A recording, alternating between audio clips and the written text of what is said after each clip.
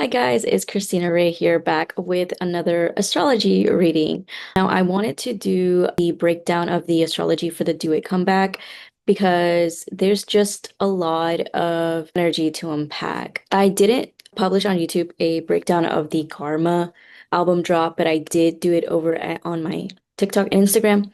And when Karma was announced, there was just a lot of energy there with that chart that gave me an indication that anything after this album was going to be really career defining for them. And long and behold, they announced another comeback, and this chart is even wilder than Karma. So I kind of want to break it down for you guys, just so you guys can kind of have an idea of what to expect, what direction Stray Kids is taking with this album, and maybe let's predict maybe what the concept is, maybe what the message is with this comeback, and any theories that you might have as well are completely welcome because, your girl can't see everything. So I want to start with just to zoom out a little bit, right, with the karma chart, just so you guys can see where I'm coming from. So let me pull that up. All right, so now when karma dropped back in August 22nd of 2025, the astrologer around it had like this huge, almost like here's what we're doing type of vibe. Here's how we're shifting. So it was almost like a invitation to stays to understand this new chapter of the evolution that they've been going through, you know, under wraps or just personally as a group, right? That the stuff that's not shown to us. And this one had a Scorpio rising, which I think is interesting because now this chart for the Do It comeback is going to be Scorpio Sun. So there's a lot of similarities there. And of course, we had the Sun at 29 degrees of Leo, which we know Leo can be a very dramatic sign, right? But also that 29 degrees is also meant to be intense. It's the closing of a chapter energy. It's like that last hurrah, pretty much. And with the sun being there, it kind of showed us that this is like the last album per se before the change actually happens. And also another thing that's super interesting from just a karma chart is that Mercury was also in Leo, which again, we're talking about, being dramatic and kind of speaking your opinions and stuff. But it had just gone through a Mercury retrograde period and it had just gone direct. So in a way, it was like everything that they've been like quiet about was finally, they were ready to speak back to it or speak about it. And from what we found out, right, from kind of just breaking down the ceremony video, we saw the whole like paparazzi scene where Hyunjin is dunking the basketball.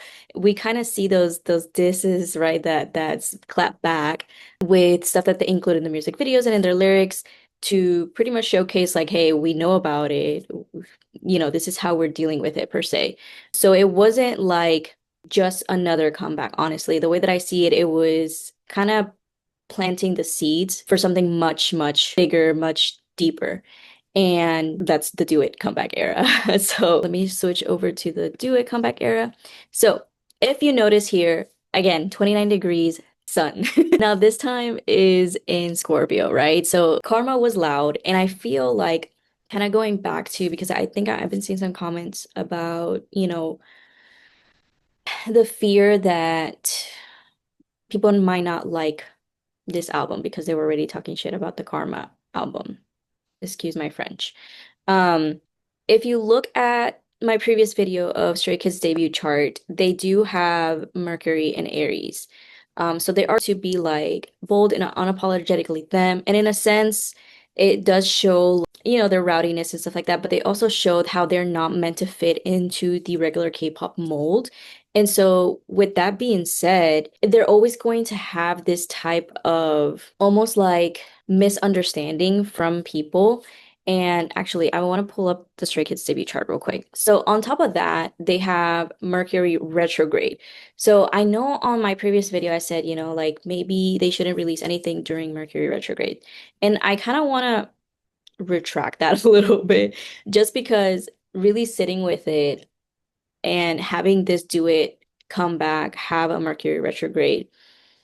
I'm now like thinking, I'm like, you know what? In a way, when you have a natal chart that has already Mercury retrograde, doing something during a Mercury retrograde might not have the same impact in the way that somebody with, let's say, ruled by Mercury, like Virgo rising and Gemini rising, let's say they're born with Mercury that's direct, right? That's not retrograde, then it might be a little bit intense. But when you're born with Mercury retrograde already, if you're going through a Mercury retrograde transit, sometimes it's a lot more about that those things that to you have been like, oh, people didn't understand me, people don't get what I say. Sometimes that new cycle of Mercury retrograde tends to kind of flip things around for that person who has natally a Mercury retrograde. So, because I was thinking maybe I like, got ahead of myself, but because in a way, yes, they are always going to not fit the mold. They're sometimes they're going to be misinterpreted or seem like they're too rowdy and all that stuff. But at the same time, with the Do It comeback, that Mercury retrograde, so days before November 21st, the sun is going to touch that Mercury, not physically, guys, but it's going to be at the same degree of Mercury. And that's considered what we call a Cazimi. So it's when a planet is elevated at the highest level, because the sun is like shining all its light at this planet from our point of view. And in a sense, it kind of highlights because Mercury can be almost like a microphone or a megaphone actually to blast all that information, right? And with when it comes to Mercury retrograde, it's almost like their internal dialogues. And because it's separating from that Mercury retrograde at this point on November 21st, is almost like that clarity that comes with maybe discussing things within each other and being like, oh, these are the conversations that we had as a group, the internal things that we discussed that are now kind of almost like being resolved. And because it's at a final degree, again, it's very, very important. Now, it's also in a water sign. So instead of being bold and being like clap back, like karma kind of did, it's going to be a little bit more emotional, honest, right? And almost, I wouldn't be surprised if vulnerable. And like I was saying with the Kazemi, it's almost like because it just separates from being on Mercury, the sun, right? It's kind of bringing clarity to those dialogues that they had behind the scenes. And now you're kind of processing what you've learned through that process of like talking things over and stuff like that. So it's the culmination of those conversations and how they're being integrated, really. So moving on from just Mercury and the sun, just because I really wanted to talk about Mercury first and the sun because it's at the peak of like this opposition here with Uranus, which I will come back to. But because Stray Kids debut chart, they are Virgo rising, so they are ruled by this planet. And if you know, you know, whenever we're talking about one of the most important planets in your chart or your most important placements in your chart is your chart ruler. And your chart ruler is going to be the planet that rules the rising sign. Now, obviously for Pisces, it'll be Jupiter, but we'll go over that as well. But if you also notice, Venus is also in Virgo, I mean, in Scorpio on this comeback chart. And so that adds a signature of like intensity, you know, raw intensity. So it's not going to be like cutesy. It's going to be a little bit deep, real truth. Like, I wouldn't be surprised if lyrically there's a lot to say there, but even with like visuals from what we've seen from the trailer, it's almost has that like Scorpio-esque aesthetic, the black and white, the gray, the snake, the right, because even though Scorpio is a scorpion, right?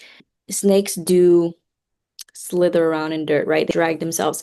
So it's and they do like sometimes go underneath the surface. And so it's all those themes of raw but also deep depth and even with like the knife and all that stuff. So I'm trying to think back to the trailer and I'll probably include the visuals down below so you kind of have an idea what I'm talking about. But they all scream that Venus and Scorpio-esque aesthetic. Now, like I said, honestly, I believe this is going to be like a very personal comeback in the sense of like them showing a more raw, in-depth side to them. So showing their audience stays that this is who I am really, not the idol that you think I am or that I show up to be, right? Now, moving on, because I can talk forever about this. These Scorpio placements are going to be opposing Uranus. And just so you have an idea, Uranus is the planet of like shock, right? It's about instant things, reinvention, and like just sudden change. Now, this is opposing all those Scorpio placements in this particular chart. So what does that mean? It means that they're going to shake things up. They're going to kind of like almost like pivot in a sense. So I wouldn't mind, or I wouldn't be surprised if they have like visuals that like we've never seen before, things that are a little bit more off script, which I feel like we've seen with a lot of like Two Kids Room episodes. This could mean also like visually, so like style changes. And again, like I said, especially with the lyrics, because I feel like they're one of the groups that like really put a lot of thought into playing with words with their lyrics and stuff like that, and use their lyrics to say many things in different ways. So that is, I wouldn't be surprised if they have really like deep lyrics. And in a sense, with Uranus also being opposing the sun and Mercury, which is, like I said, like a megaphone, it's almost like saying to stays, this is who we are, and this is who we are now, right? And this is how we're going to make things work for us. You just watch, is the energy that I'm getting from this chart. So it's not about like really the shock and awe sense just for the sake of it. It's very purposeful, it's very strategic, and I feel like it's definitely setting the stage for bigger and better things that they want to do. And it's part of their much deeper transformation, which I did talk about on their debut chart video that I did, where they have Pluto in that fifth house. So creativity and their process of how they do things, not only is it very like their work ethic is extremely like admirable, but they're also constantly trying to evolve themselves as a group. And literally, not only does the Scorpio sign represent transformation, but it's also the kind of like the main sign. Sorry, I don't know, I'm getting a call. The main energy that we're getting with this stellium in Scorpio, it is also opposing Uranus. So it's like we're here to shake things up, very strategic, right? Because of the sign of Scorpio, but also it is part of their nature as a group to constantly want to evolve. It's just with Uranus there, it just adds that element of like maybe it seemed super unexpected, but it definitely signals to a shift and a pivot. Now, the other thing that I want to bring up briefly, because I'll probably dig more into it, but so in 2026, so right now this chart has Saturn at 25 degrees of Pisces retrograde, right? So obviously that Pisces Saturn is going to move direct and it's going to make its way back to Aries. And what do we know about the Stray Kids natal chart is that they have all these Aries placements, right? The Sun, Mercury, Venus, and Uranus. So what that means is that Saturn is going to touch all these planets. And Saturn is like, I think I even mentioned it on my previous video. It's like we tend to call it Daddy Saturn sometimes. Just because Saturn brings out that maturity, that legacy, that structure. So because Saturn is going to be touching their identity, the sun, how they express themselves lyrically and artistically, Mercury, Venus, and Uranus, unexpected changes, right? It's almost like they are pivoting almost to like a more mature concept. Why? Because everything that they do from now on, starting with Do It, is going to define their legacy as artists and as a group. So for them, it's really important to pivot and show up in this new and different way just so that they can really show up as the artist that they're meant to be, if that makes any sense. I just think that with Saturn transiting that eighth house, it's really going to show how mature they are now and kind of moving away from like that boyish persona that they've had thus far and being able to do a little bit more of mature concepts, but also like have a fucking life, guys, because I can only imagine how difficult it is to be an idol, and not be able to have like a love life. Like that is like, what do you mean? I can't fucking even like see like hanging out with a girl or a boy, right? Because they are female idols. But it's like, in a way, I just feel like with Saturn transiting that eighth house in those personal planets, it's really going to bring a lot of maturity into the group. So again, this comeback is more the first sign that you see with this new shift that Stray Kids is going to show us, almost proving themselves, but not for the sake of proving, but to own their impact. So like they want to make sure that they're leaving a legacy behind, not just to trend, not just to be quote unquote like famous. They want to step into something that's definitely going to be there for years to come, which I appreciate because again, it shows like their worth ethic and that they're not just trying to chase virality and, you know, quick exchange of like art. To them, their art is like very serious and they take it very serious and they just want to make sure that they're making an impact and not just being rich to be rich because y'all got like big. No, they really want to make sure that they're leaving a legacy behind and they're making sure that everything that they do is purposeful and that it will last for years to come. Let me wrap that up with that. So let me go back to the do it comeback chart. So the heck was that? So this chart has a Pisces rising at 17 degrees. It has the North Node there, but I do want to point you to that Saturn-Neptune conjunction because now this is where I feel like the mystical element that the trailer was giving us comes from.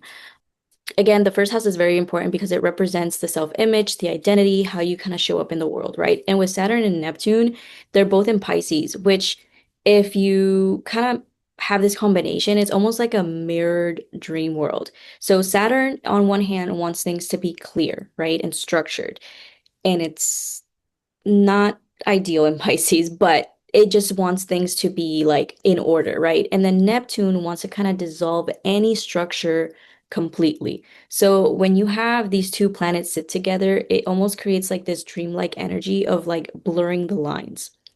Who are we, when nobody's watching, right? Like who are we? Who are who who we are, who are, oh my God, I can't speak.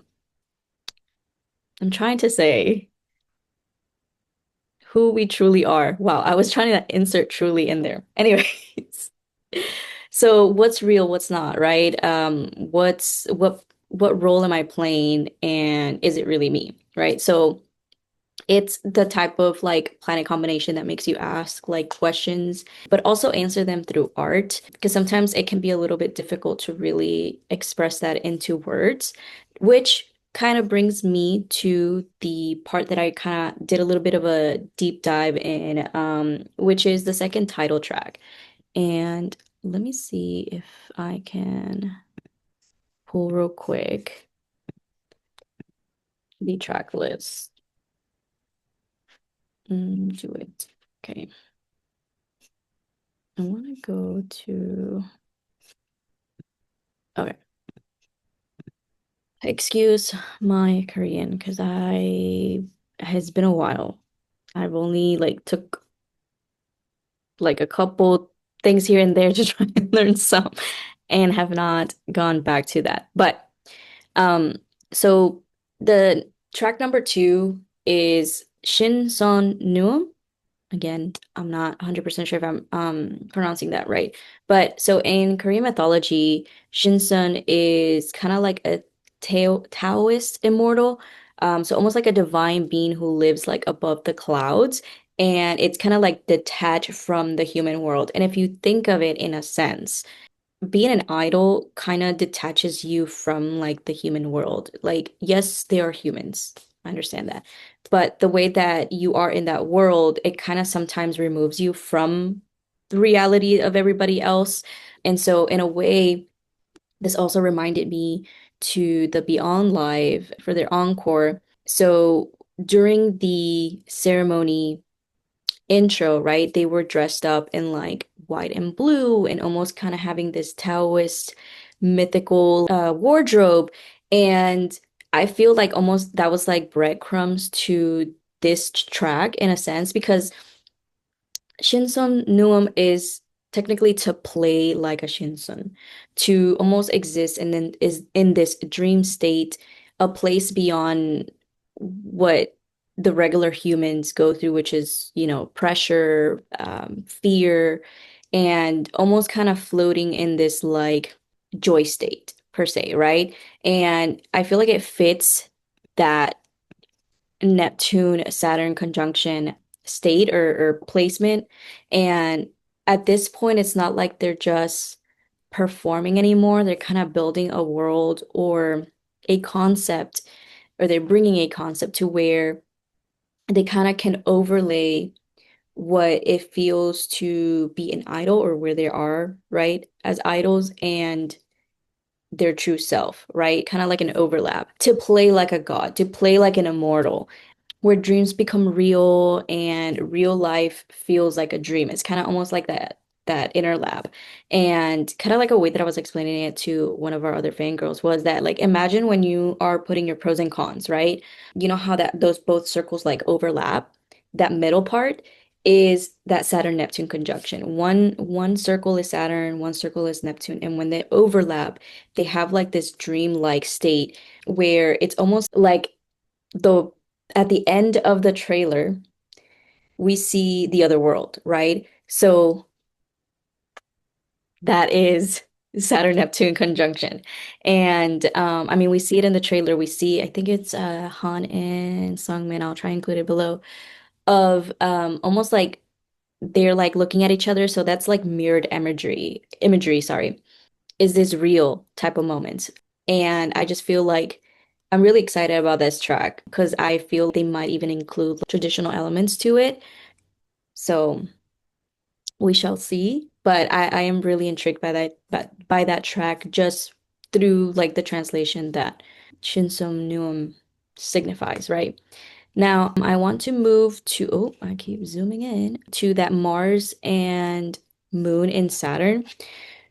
So here it gets a little bit fiery, right? Mars is a planet of action and drive. With Mars being in Sagittarius, it's going to actually make a square. Let me go back to it. It's actually going to make a square to the nodes. And the nodes, we know that it's kind of like where you're going, and where you're kind of leaving in a sense. It's like that faded energy, right? And so it almost kind of, with a square, it kind of like gives it a little bit of a jolt and questions you like, what are the moves that we're making now? Like, are we being intentional with it, right? And if they do make the moves that they are going to make, it's going to make sure that it echoes, if that makes sense. So, like, whatever they do now, it's going to kind of ripple effect, is what I'm trying to say. And with the moon also being in Sagittarius, it's about making sure that they're speaking their truth. The sign of Sagittarius also kind of symbolizes like expansion and long-term vision. So this comeback is very emotionally charged and it's chaotic, but not as chaotic as it can feel like. It's more strategic than chaotic, and it's more purposeful than chaotic. I hope that makes sense. So yes, they're acting from emotion, but they're acting from emotion with a higher meaning, not just for the sake of it, not just to be rowdy, you know? They're telling their own truth, not just because they can, but because it needs to be said. They're at this point where it's like, okay, this is what we need to say. So I feel like with this comeback, it's given them the opportunity of saying the things that they've kind of held back. That, it's like, we've been in the industry, we've played the game for this long, now we're choosing how we can move. This direction wise is why I think they're pivoting, because this is the perfect opportunity or the perfect inception for them to really say, here is how we are going to sound like, or here's how we're going to move creatively. Come along or not, pretty much. Now, I wanted to go back real quick to the track list because we do have two title tracks. So, Do It has obviously that very like Martian energy, that drive that we're talking about with Mars and the moon in Sagittarius. It's like unfiltered action. So I feel like that's how that track is going to show up. Now, Shinseon Noreum is giving me again like that Neptune, Saturn, mirror world, heaven meets earth type of vibes. And then you have Holiday, and with Holiday, I feel like it's gonna talk a lot about escapism in a way, or like rest, or even like redefining what it means for them to take a pause, because they are that type of group that are constantly wanting to reinvent themselves and constantly want to be on the go go go, like let's do better, we did great but let's do better type of energy. What to them signifies really taking a pause, a break. And then photo book kind of just gives me the vibes of like memory, nostalgia, and looking back. And it also gives me a feeling of, because right now we're in Jupiter in Cancer, and they're going to have a Jupiter in Cancer in this comeback as well. And it's almost like going back in memory lane, right? And looking back at the journey that they've had thus far as Stray Kids, right? I feel like it's the song that's going to say this is where we were, but this is where we're going now, I feel like. And then of course we're gonna have a festival version. So it's very much like Do It, very Martian, but because it's the festival version, I feel like it's obviously going to be another track that we're just gonna jam to, because ceremony festival version goes hard, as well as Chick Chick Booms. So it's just gonna be, a remix version. But I feel like this album or this comeback, it's giving mythology kind of meets memory, and a journey that's kind of like unfolding layer by layer. That makes sense. But in short, so Karma was the album that kind of gave us a little bit of a breadcrumb of what is to, like, what transformations have been unfolding. And Do It, on the other hand, is going to be that transformation in motion. So it's not like how it's Karma, I think, was more like, oh, we're being very like vocal about it. Do It is going to be more felt, if that makes sense. And I mean, if the astrology keeps playing the way that it keeps playing, I'm just only curious as to what 2026 is going to bring, because, like I said, it just feels like with Saturn going into their eighth house and all that stuff and touching all those Aries placements, it's really going to really solidify the type of art that they are going to put out in the world, and the way that they're going to put out in the world, and showing like the mature side in the book of Stray Kids, right? It's not your next chapter. We're moving on to the next book, really. So I feel like with Do It, they're not showing us just like who they are, but they're really going to invite us as stays, as the audience, to really witness who they are becoming. And it's up to stays or the audience to really decide if they want to keep on this journey with them. So I'm actually gonna read this. I'm gonna answer this question on TikTok, but I got this question and I kind of wanted to also bring it up and answer it here. So it says, so do you think, sorry, kind of gave me a pop-up. So do you think that Do It will be more successful than Karma? So many people were hating on Karma, so I'm a bit nervous for them.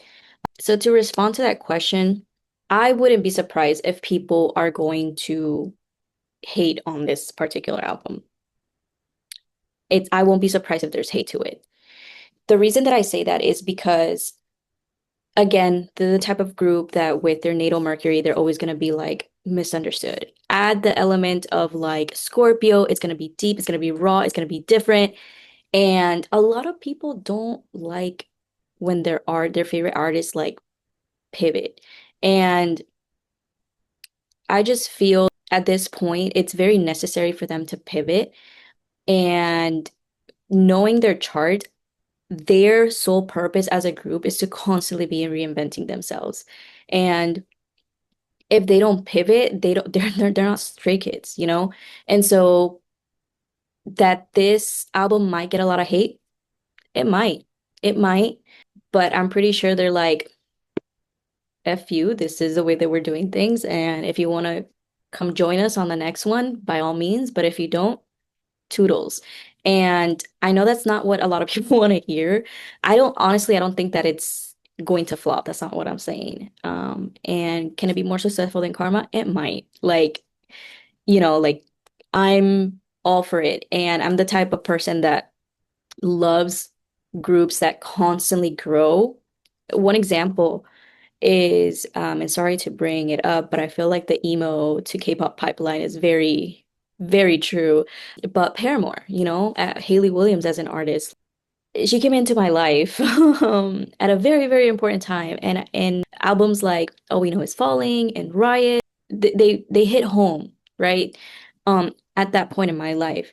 And now she writes a little bit more differently, but she writes with so much lyricism depth to it and a much more mature place. Yes, she talks about heartbreak, but she talks about it in a very different way, you know?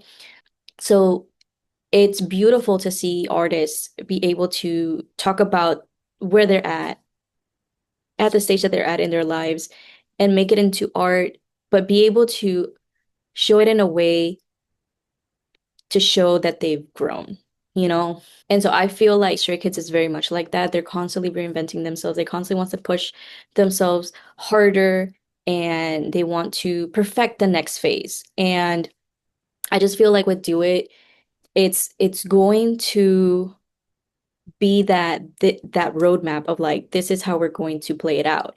And because it has a lot of like Scorpio energy and a lot of retrograde planets going on, that it might be received a certain way to people. That's a possibility. But I will tell you this, anything that they do from now on is just constantly going to make them grow. So that I think it's going to flop? No. That it might be bigger than Karma? Possibly. Um, that it might shock some people and some people that the Stay fandom might have a cleanse? It might.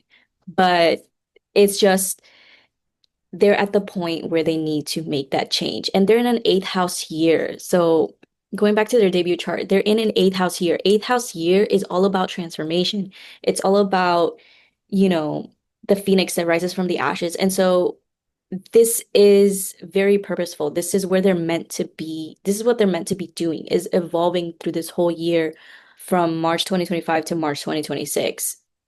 And they are going to do it in a very unapologetic way because again, it's an Aries. It's ruled by Mars, and Mars is going to strip away, sever the ties that it needs to sever. And natally, they have it in Capricorn. So it's going to be like when I look at Capricorn Mars, I think of a general at war, very to the T. To the T. We're going to go by the rules. We're going to go by the instructions. And so we're going to do it in a way that it's going to make sense to them, right? And so I just feel with that being the planet that is ruling this year for them, it's going to definitely be a transformation that is going to kind of jump forward them to the ninth house, which, again, if you guys want me to do a year ahead forecast for them, please let me know in the comments because the ninth house is more about foreign lands, foreign people, publishing, higher education, but that doesn't apply to them right now. And that's before all of that stuff that we don't want to talk about. Because then the 10th year is what I'm also curious about. But I think at this point, some members have to be leaving to the military. I have to double check. I always forget their ages. But what I'm saying is that they are meant to be going to a transformation. So if they sound different, if they come at different and completely unexpected, just, I don't know your reason, as a fan. Like musically, I love Stray Kids, lyrically. And as long as you put out really good stuff, I'm going to follow you as an artist. And I feel like sometimes, people jump on fandoms and stuff like that just because something is trending. And sometimes when that doesn't trend anymore, people fall off the fandom. But what I'm trying to say is that I know that a lot of people hated on Karma. I don't know why, because strategically, the way that the album was packed was so layered. Like, it's on my TikTok. I broke down every track by I broke down every ta track based off of the astrology of the album. And I kind of went showing about like this is why, or this track has highlights these placements on the Karma album drop. And when you put it all together, it's storytelling. They literally like musically walked you through a journey, and that was Karma. And if you couldn't see that, then maybe that's not your forte.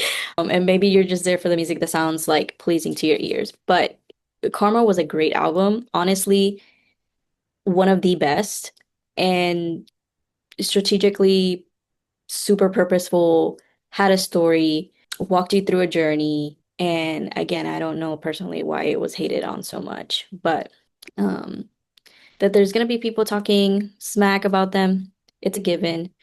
But stay strong.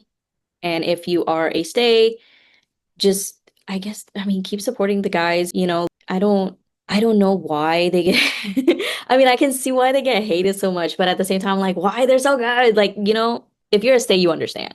But anyways, to wrap up this video, please let me know because I am curious about what next year brings to them as a group because it is going to be a ninth house year and it's a little bit more visible, that journey. And it's also ruled by Venus, which is the benefic out of sect. And now I'm just talking like astrology lingo, but Venus years can be nice. We will always look at what's happening in the sky with Venus to kind of understand what's kind of come about for that year, but then I also throw in like their birthday for next year. So I do a bunch of like timing techniques just to kind of help do predictions about things that might happen within the group. So again, please let me know if you like this video, if you would like for me to break down or kind of line up each track when the album does come out to the astrology to see if it matches the astrology that I spoke of for the comeback. And also, I'm planning on doing the astrology of Lino. I don't have a birth time for him. I keep seeing online that he was born at 8 a.m. or p.m. That's a little bit important because there's a switch in signs between those times. And so I'm like, I guess I might read it with both times, but I really want to check to see if anybody knows where I can find maybe a time that he mentioned or anything like that. So please leave that in the comments as well, because it looks like he might be a Scorpio rising or a Gemini rising, depending on if it's AM or PM. But thank you so much for if you've watched this far. I know I can talk a lot. And don't forget to comment, like, and subscribe, guys. So I'll see you on the next video. Bye.